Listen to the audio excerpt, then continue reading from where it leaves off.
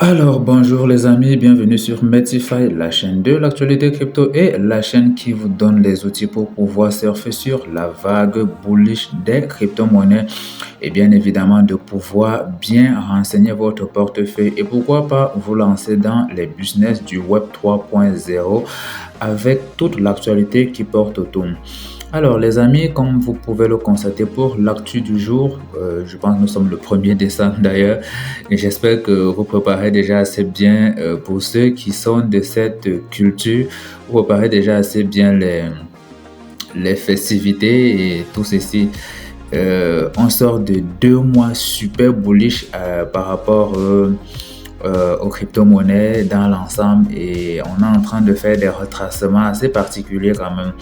Et pour le coup, l'actu crypto d'aujourd'hui, il va être plus ou moins porté sur les spéculations. Oui, il y a beaucoup je les qualifierais de gros porteurs. Il y a beaucoup de personnes dont la parole a très souvent un poids très intéressant sur le marché des cryptos.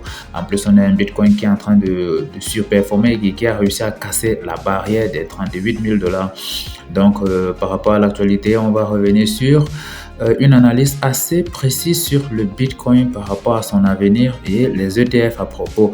On va également parler de Robinhood qui a étendu ou alors qui est en train d'étendre son service dans le Royaume-Uni ou encore au niveau du Royaume-Uni. On a la GameFi qui connaît quelques difficultés et oui, avec plus de 2000 projets qui s'effondrent. Et on a également Mastercard qui actualise ses services et qui introduit des chatbots IA avec, vous savez qu'il a signé un partenariat avec Solana, donc il est en train de révolutionner bien de ses services avec les nouvelles technologies en tout cas.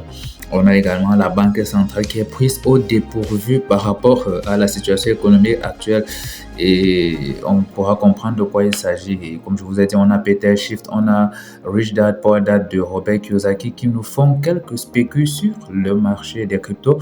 On pourra comprendre de quoi il s'agit clairement et on a Binance et les quelques crypto-monnaies qui semblent être attaquées une fois de plus, qui semblent être attaquées. Et on comprendra pourquoi on a, je pense, Bitcoin qui, comme je l'ai dit, depuis quelques temps, on va faire cette analyse tout à l'heure, depuis quelques temps, Bitcoin semble déjà être en train de réatteindre des niveaux d'alerte pour un marché haussier non atteint depuis un bon moment, notamment à peu près de 19 mois, donc presque un an et demi. On a, on a également, qu'est-ce quoi? Enfin, il y a de l'actualité, les gars, il y en a beaucoup. Pour ceux qui connaissent le BF Coin, je ne sais pas si vous en avez une idée, mais apparemment le jeton c'est un meme coin construit sur le réseau de Bryce Token pour ceux qui le connaissent. Et le jeton semble être un jeton de soutien et qui est en train de faire plutôt de bonnes performances. Alors les amis, après le générique, on commence.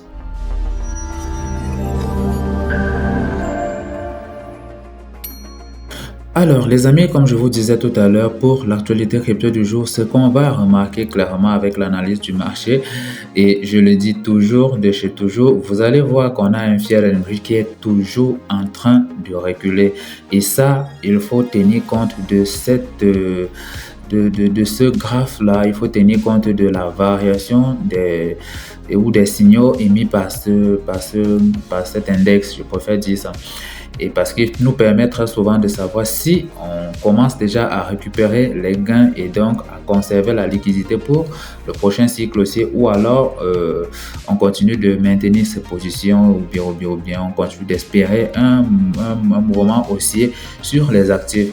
Et quand je reviens sur une analyse de ce côté, on va remarquer qu'on a un market cap global qui est à 1,42 trillion. Mais on a un marché assez baissier quand même. On va avoir moins 16% et avec une dominance Bitcoin de 52,0% et une dominance Ether de 17,2%. Donc le marché connaît plutôt une baisse du cours des échanges ces derniers temps. Et quand on regarde le Bitcoin, je vous l'ai dit tout à l'heure, Bitcoin a enfin dépassé les 38 000 dollars au point d'aller chercher les 38 814 dollars. performance de 2,56 dollars sur les 24 heures et market cap de 759 milliards de dollars. Or, pas plus tard qu'hier, quand j'ai fait l'actualité, le Bitcoin était aux alentours de 728 milliards de dollars.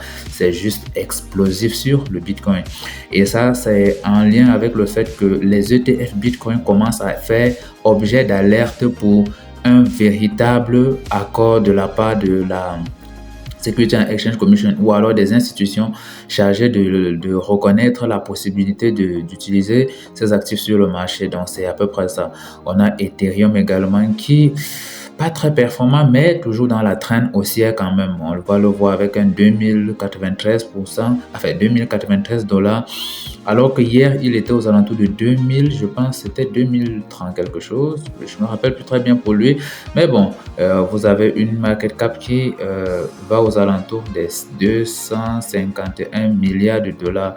Le BNB pour sa part, il est aux alentours je pense, 2,28. Wow, il est baissier, hein, parce que je pense qu'il y a 3 jours, on était aux alentours des 233 ou bien 244. Mais bon, on va continuer à observer, quoi. Je ne pense pas que ce soit fini pour le BNB parce que beaucoup de révolutions sont faites sur son réseau et on a Solana qui se maintient avec un pourcentage 5% les 7 jours, Dogecoin qui est en train de surperformer 8% et Avalanche 1,62%, Polkadot, Polygon et tout. Alors, les amis, pour l'actualité crypto du jour, je vous ai dit une petite analyse sur le Bitcoin nous permet de comprendre beaucoup de choses, vraiment beaucoup de choses. Parce que les baleines sont optimistes pour le fait que le Bitcoin ira chercher la barre des 40 000 dollars apparemment. Et si Bitcoin va chercher la barre des 40 000 dollars, ça va être également bullish pour les jetons BRC20 pour ceux qui connaissent les BRC20. Donc, il faut vraiment jeter un coup d'œil là-dessus. Et en ce moment, particulièrement, Bitcoin se négocie aux alentours des 38 800 dollars, comme on a vu tout à l'heure, 38 800 dollars avec une perte de trop. Parce qu'on va même dire une perte, parce qu'on a vu c'était assez haussier. Bon, enfin, disons, avec une perte de, si je m'en tiens au graphique, oui, avec une perte, attendez voir, non pas ceci, bon avec une perte de, je pense c'est là c'est pas assez visible clairement parce que c'est sur format star, avec une perte de 1% au cours des dernières 24 heures. Et au cours de la semaine précédente, je pense que le Bitcoin ou encore la crypto-monnaie la crypto-monnaie Bitcoin se négociait dans le vert alors que d'autres actifs étaient pleinement dans le rouge avec des pertes de 10%, d'autres 30%, 15%, à l'exception de Solana parce que lui il est assez croissant depuis un très bon moment. Il y a même Dogecoin aussi qui était particulièrement dans le vert et en réaction peut-être avec Elon Musk, je pense très bien. Et aujourd'hui, comme on peut le constater, le Bitcoin est confronté donc à deux événements potentiels. Ou encore deux événements potentiellement à forte volatilité et les baleines se battront pour que la clôture mensuelle, et on va le voir même encore dans l'actu suivante, pour que la clôture mensuelle des bougies et des États-Unis permettent de révéler donc des données macroéconomiques assez bullish pour le coup. Donc, les baleines se battront quelque part pour la clôture mensuelle des bougies et des États-Unis, ce qui permettra de relever quelque part les données macroéconomiques à propos. Et les baleines Bitcoin quelque part pour eux, ainsi que les baleines les grosses baleines, les grosses baleines achètent actuellement dans le game actuel. Ils sont en train d'acheter là dans la traîne actuelle du Bitcoin, ce qui attire quelque part des liquidités dans le carnet de commandes de la crypto. Et cela pourrait quelque part être positif pour le prix du Bitcoin en attirant de la liquidité, de la big liquidité, de la grosse liquidité sur le projet. Et les commerçants devraient quelque part s'attendre à de nouvelles mesures pour le prix, à de nouvelles mesures de prix latéral, alors que les baleines et les méga baleines prennent quelque part le contrôle du marché du Bitcoin. Et entre-temps, 40 000 et 35 000 sont deux domaines critiques qui pourraient faire allusion à un changement dans la dynamique actuelle du marché. Donc, ça, ce sont les zones de support il faudra contrôler. 35 000 et 40 000. On va naviguer particulièrement dans cet intervalle-là. Du côté de Robinhood, on a Robinhood en fait qui est en train de pousser ses services sur d'autres territoires. Il essaie de se rendre sur d'autres, mais afin d'être aussi influent que les plateformes d'échange de crypto comme Binance et tout le reste. Du coup, je ne sais pas pour ceux qui ne connaissent pas Robinhood. En fait, Robinhood, c'est la société américaine de trading d'actions en Amérique, quoi. Et elle a confirmé son expansion vers le marché britannique au début de 2024. Donc, on pourra le voir déjà en 2024, Robinhood du côté de la Grande-Bretagne. Et les consommateurs du marché britannique pourront donc négocier 6000 actions sur le marché américain. Robinhood propose aussi quelque part des fonctionnalités telles qu'un intérêt de 5%, 5% de 5% et peut même changer leur fonds non investi de livres en dollars. Donc, ça devient un peu plus facile de faire du trading livre sterling, dollar. Et l'entreprise ne facture quelque part aucun frais de commission pour l'achat et la vente d'actions sur la plateforme, ce qui permet aux particuliers en fait de commencer à créer leur portefeuille de placement avec un minimum $1 US, un truc comme ça, quoi, avec un minimum moins $1 US. Et ça rend très souvent facile les investissements. Pour ceux qui ne le savent pas, c'est un peu plus facile. C'est même les cryptos dans l'ensemble rendent un peu plus facile les investissements. Et pour moi, je pense que cette initiative elle est similaire à la stratégie de réduction de charges efficace qui a été mise en place aux États-Unis avant l'épidémie pour ceux qui ont connu l'épidémie de 2019, c'était l'épidémie de quoi? Du Covid. Oui. Et l'entrée de la société sur le marché britannique met en concurrence directe avec les entreprises nationales et internationales telles que Public.com, basées à New York, Revolut et Freetrade, qui sont également des institutions qui offrent des possibilités de s'exposer à la volatilité des actions et tout ça. Et pour l'actu suivante, je pense qu'on va revenir ici sur les projets GameFi. Plus de 2000 projets GameFi en voie de disparition ou en échec cuisant, je veux dire. Et ça, c'est une triste réalité dans l'espace des crypto-monnaies. Et sur 4 projets lancés, il y a parfois il n'y a qu'un seul qui peut réussir. Sur 4 projets lancés, imaginez-vous. Ce qui est assez désolant parce que il est vrai que de nombreux développeurs ont été attirés par les success stories de 2017 et les promesses de gains rapides grâce au play to earn. Malheureusement, comme on peut même le constater, cet engouement, cet intérêt pour le gain facile ou alors le gain rapide et même irréfléchi a beaucoup entraîné une sursaturation insoutenable du marché des crypto-monnaies. Tout le monde se lançait pour créer un projet play to earn, tout ce qui peut être quelque chose to earn. En tout cas, tout le monde se lançait dans ce sens-là avec un taux d'échec record de 107,1% en 2022, c'est juste énorme.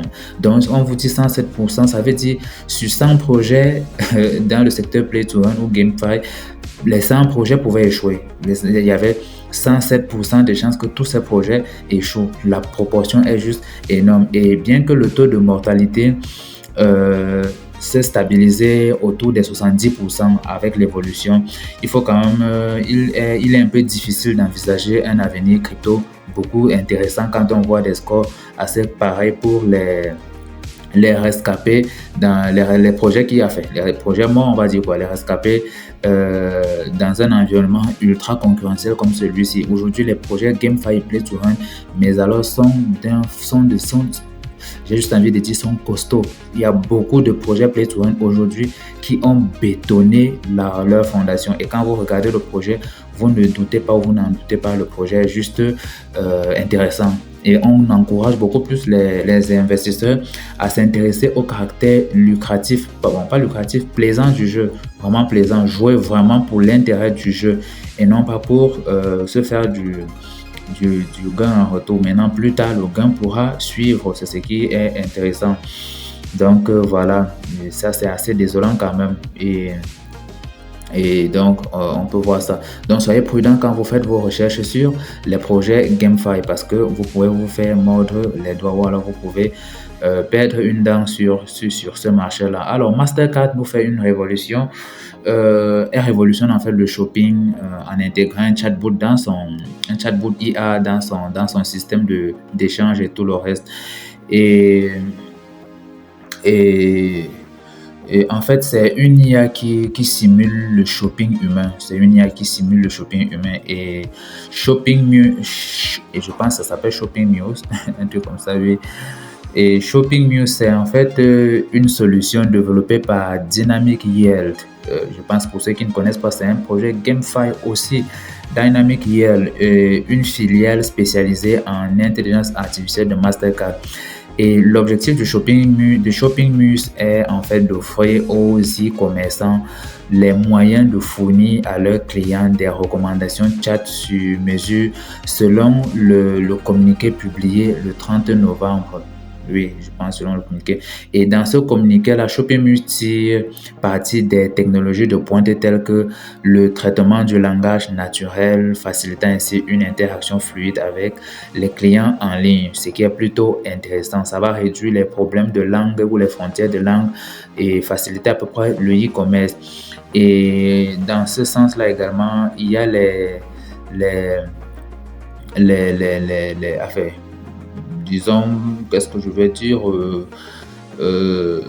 en fait, l'assistant est capable de comprendre les requêtes formulées même dans un langage familier parce que tout le monde n'est pas toujours apte à avoir un langage assez soutenu pour communiquer. Donc, même dans un langage familier, l'IA en fait est capable de détecter le besoin et de formuler, y compris même plus farfelu, le plus farfelu langage possible. Il analyse et essaie de donner un résultat. Ça, c'est assez chouette quand même. Honnêtement, je trouve ça assez chouette. Dites-moi dans les commentaires si pour vous, c'est également le cas.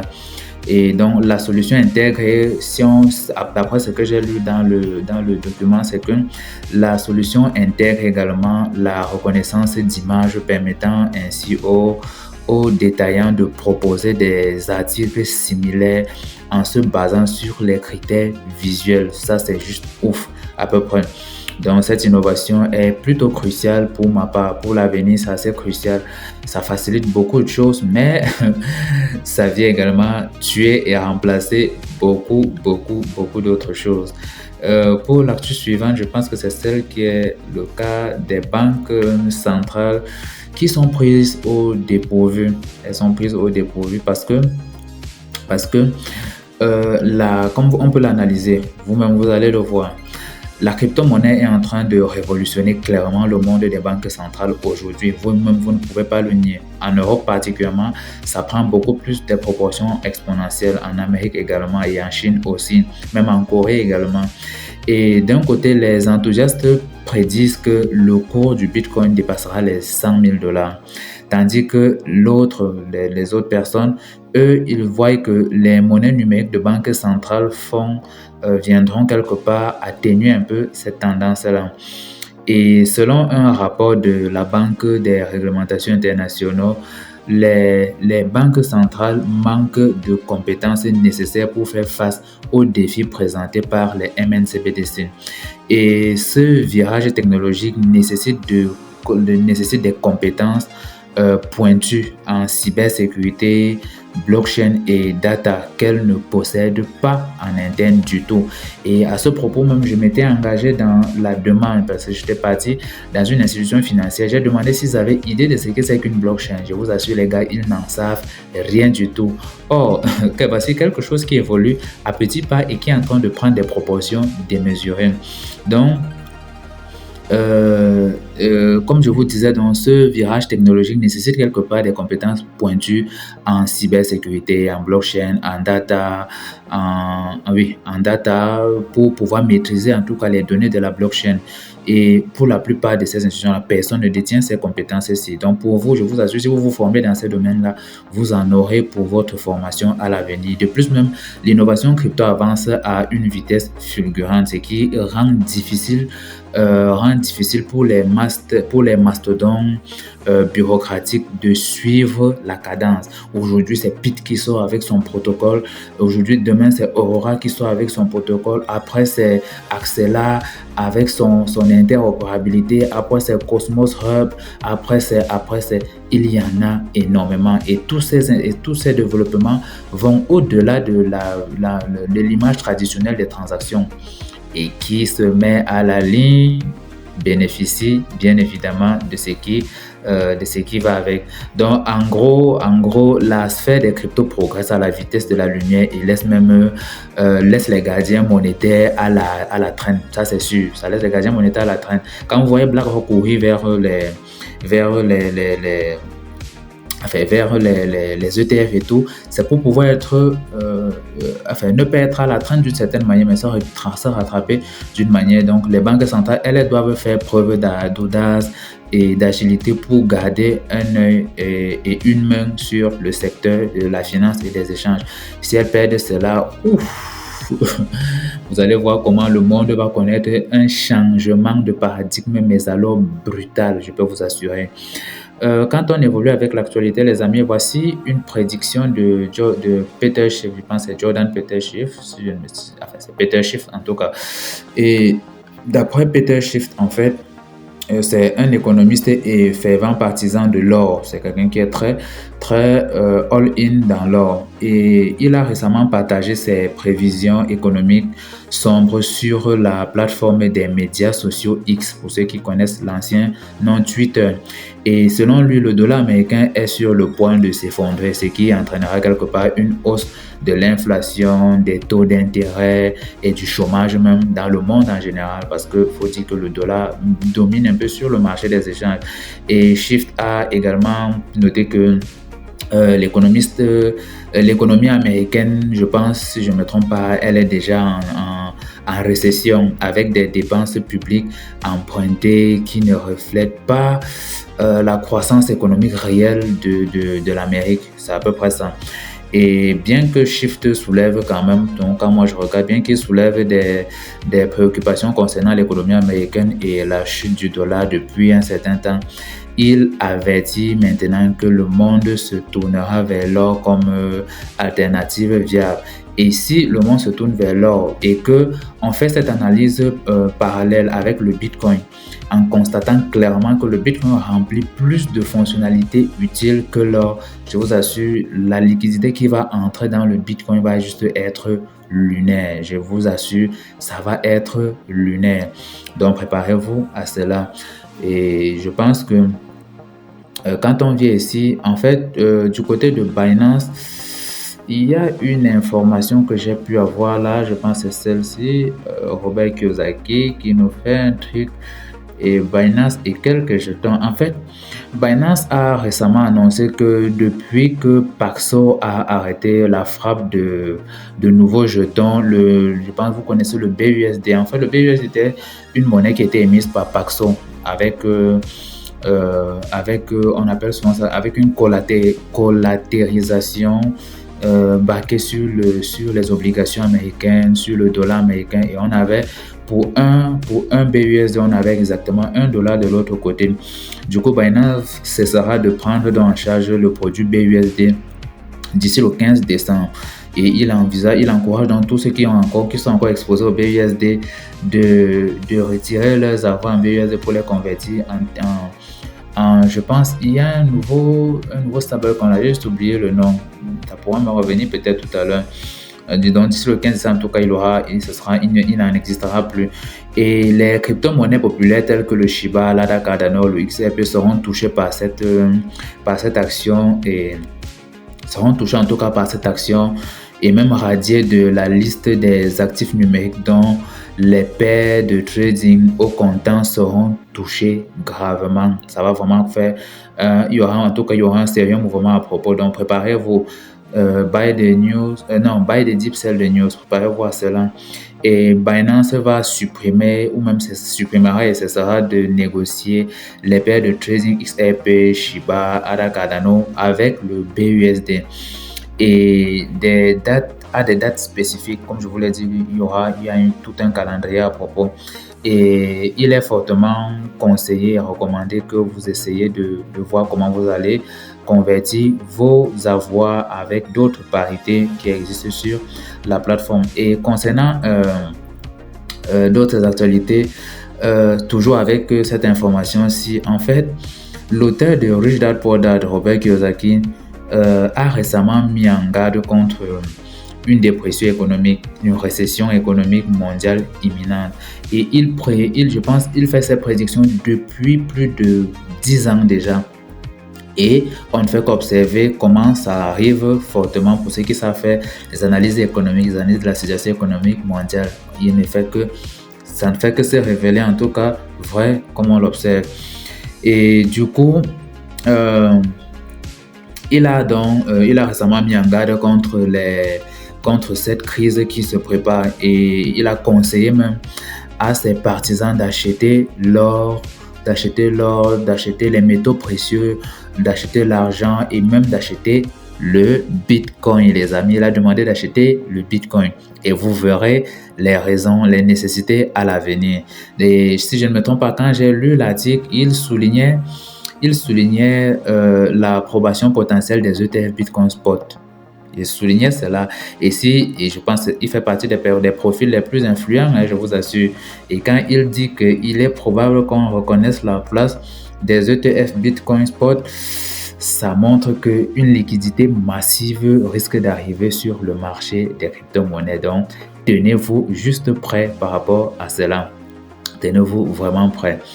Et quand j'ai lu également le document, je pense qu'il y a un auteur qu'on appelle Charles Edouard, le fondateur de Capriol Investment, qui estime que l'année prochaine, la crypto-monnaie mère qu'on appelle le Bitcoin connaîtra une augmentation significative de sa valeur. Et il a expliqué ça par une certitude sur l'événement basé sur l'acceptation des ETF Bitcoin. Et donc, si c'est le cas, particulièrement, les amis, ce sera bullish. Du coup, j'ai vu qu'il fallait compléter cette information avec ceci qui nous fait une petite analyse à ce propos-là. Les gars sont assez optimistes sur le Bitcoin. Et on parle de Bitcoin. Soyez optimistes. Et en fait, le Bitcoin est...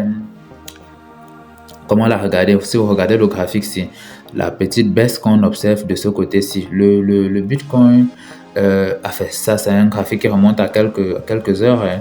En fait, il était en baisse de 32 aux alentours des 35 663 $. Mais il est revenu très vite aux alentours des 38 000 $, comme on l'a vu au début de la vidéo, le 1er décembre, aujourd'hui, le matin, après que la clôture mensuelle de novembre soit devenue la meilleure depuis avril 2022. Et les baissiers, les baissiers du Bitcoin ne parviennent pas. Ceux qui voulaient shorter, enfin, je ne vais pas dire shorter, bon, disons d'abord ça, ceux qui avaient pris des positions à la baisse sur le Bitcoin, voilà, ceux qui avaient pris les positions à la baisse sur le Bitcoin ne parviennent pas à, c'est-à-dire quand on dit les baissiers, on peut prendre, disons, enfin, ceux qui shortaient ou bien, en tout cas, ils ne parviennent pas à déclencher la liquidation de la clôture mensuelle du Bitcoin, ce qui montre que la psychologie autour de Bitcoin est haussière et elle est résistante à ce coup de choc qu'on veut lui appliquer. Chaque fois qu'elle mise à la baisse, Bitcoin continue, ça traîne à la hausse. Et c'est ça qui est important. Donc, avec ça, donc, c'est ce qu'on peut constater. Et quand les choses vont dans ce sens-là, la résistance majeure sur les échéances mensuelles se situe maintenant plus haut se situe maintenant plus haut à 47 000 dollars et autour du sommet historique de 2021. Et quand on arrive à ce niveau, c'est une information capitale parce que les jours et les mois qui vont suivre, je vous assure, vous allez juste connaître un fois 13. Bon, pas forcément sur le Bitcoin, des taux de croissance assez particuliers et haussiers sur les crypto-monnaies en général. Je préfère dire ça comme ça. Donc, c'est-à-dire, c'était un record historique de 2021 de 69 000 dollars. Donc, on revient de revoir un truc pareil. Et les perspectives graphiques à long terme sont décrites comme étant cohérentes et constructives autour du Bitcoin, comme vous pouvez le constater. Et oui, comme vous pouvez le constater là, je ne sais pas si pour vous c'est visible, mais laissez-moi un peu expliquer. En fait, les données macroéconomiques américaines n'ont pas suscité beaucoup de réactions. Et Jerome Powell, le président de la Réserve fédérale, devait s'exprimer ce jour-là. Il devait s'exprimer ce jour-là dans ce qui serait dans ce qui serait la dernière chance de déclencher une volatilité externe sur le marché global. Et Keith Allen, cofondateur de Material Indicator, a fait valoir qu'il serait très important d'éliminer la fourchette actuelle en dessous des 40 000 dollars. Il faudrait penser déjà à éliminer quand on ira un peu bas par rapport à ça. Donc, on va essayer de performer. Juste pour dire que la plupart sont bullish par rapport au Bitcoin. Et c'est ça, comme on peut le constater sur le graphique. Bitcoin continue, vous voyez là, on a cassé à ce niveau exactement. On est en train de se préparer à mécher encore plus haut. Je pense que ça, c'est un graphique en retard parce qu'on a bien évidemment méché plus haut que ceci. Et on continue d'aller chercher les 40 000 dollars parce qu'on est déjà à 38 800 comme on a vu tout à l'heure sur le Bitcoin. Alors, pour l'actualité suivante, les amis, je pense que c'est celle-ci. Vous vous rappelez de Shiba Inu, comment il est venu sur les marchés. Et je ne dirais même pas Shiba Inu, je vais beaucoup plus prendre le cas de Bonk. Il y a Bonk, il y a TokenFi, il y a encore qui BNB, lui, l'a lancé, Optimism, BNB a fait la plupart des crypto-monnaies. Solana a lancé Bonk. On va dire qu'il y a une équipe Bonk qui s'est lancée de Solana. Il y a beaucoup de crypto-monnaies qui sont passées par une démarche spéculative, en créant un jeton spéculatif pour pouvoir réalimenter l'engouement autour du projet central. Et c'est dans ce contexte que le jeton comme BF Token est venu. Je ne sais pas pour ceux qui le connaissent, c'est un même coin comme ça. Pour ceux qui s'y intéressent, un même coin qui, d'après l'article suivant, Shiba Inu et BF Coin semblent être des pièces de mème populaires qui ont connu une croissance impressionnante récemment. Shiba, il est sur une légère traîne, mais BF Token, je pense, il a fait un plus 250%, voire même beaucoup plus, oui, 250%. Et Shiba Inu a commencé comme une blague. C'est clair, il a commencé comme une blague. Et c'est le même cas pour BF Token qui également a commencé comme une blague. Et depuis lors, il a fait une énorme performance qui lui a permis d'atteindre une capitalisation boursière aujourd'hui sur de presque 24 millions de dollars. Et pour le Shiba, je ne sais plus à combien lui, sa market cap était au tout début, mais il était aux alentours peut-être des 558 000 dollars de capitalisation boursière pour atteindre aujourd'hui une capitalisation boursière de 7 milliards de dollars ou 8 milliards de dollars. Et au plus haut, Shiba avait une capitalisation boursière de 27 milliards de dollars. Alors, on a également BF Token qui vient dans une proportion assez particulière pour suivre la trend de Shiba, et il est même également soutenu par plusieurs célébrités et influenceurs tels que Elon Musk, Vitalik Buterin et tout ça. Et ça, je parle, c'est pour le cas du Shiba. Toutefois, BF Coin, quand on le regarde bien, lui, comme je vous ai dit tout à l'heure, il a bondi de plus de 250% au cours des 2 dernières semaines. Moi particulièrement, je suis bullish dessus, donc j'ai fait plutôt de bons gains sur le jeton. Honnêtement, j'ai fait de bons gains sur le jeton. Et Et il vise quelque part à faire les 1000 à 10 000%. Et là, je vous dis encore, le seul endroit où Buffett Token est listé, c'est sur les marchés. C'est sur les marchés comme PancakeSwap. C'est n'est que là qu'on peut le voir. Et il a déjà fait, je pense, il est sorti, il était à 0,80 ou 0,50 et il a surperformé. Actuellement il est à 0,3024. Donc il y a une grosse performance et il n'est que sur les marchés comme PancakeSwap. Ce qui fait que au moment où on va commencer à le reconnaître sur les échangeurs comme que ce soit L-Bank, que ce soit KuCoin, que ce soit à ce moment-là, le jeton, je pense qu'il aura déjà fait une performance assez folle, si je ne m'abuse, assez folle. Je ne vous dis pas d'aller investir sur le jeton, soyez prudent quand vous le faites. Je ne donne pas de conseils en investissement. Soyez responsable de ce que vous faites. C'est juste un partage pour que vous ayez un peu une vision un peu plus élargie. On ne sait jamais. Donc, pour la dernière actualité, je pense que les amis, je pense qu'il y a un hack de plus de 350 millions de dollars qui a été fait une fois de plus. Et ça, c'est parfois lourd, c'est vraiment parfois très lourd. Et selon le rapport d'Immunify, c'est un rapport publié par Immunify, le mois de novembre a été catastrophique pour la crypto-monnaie avec des pertes massives de plus de 343 millions de dollars. Et ça a surpassé les pertes du mois d'octobre qui étaient d'environ 22 millions. Et en octobre, je pense que c'était CoinEx qui avait fait cette perte de 22 millions de dollars. Et ils avaient très vite remplacé cela. Et la plateforme de finances centralisée CeFi ont été particulièrement les premiers à être victimes dans les plateformes de la finance centralisée. Ce sont eux qui étaient les plus grosses victimes et ils représentaient près de 53% des pertes totales, soit quelques 184 millions de dollars. Et les hacks ont été particulièrement sanglantes au cours du mois de novembre et ça a été vif, je vous assure, avec plus de 335 millions de dollars perdus dans les hacks ou dans des hacks. Particulièrement, on a Poloniex qui a perdu 126 millions de dollars.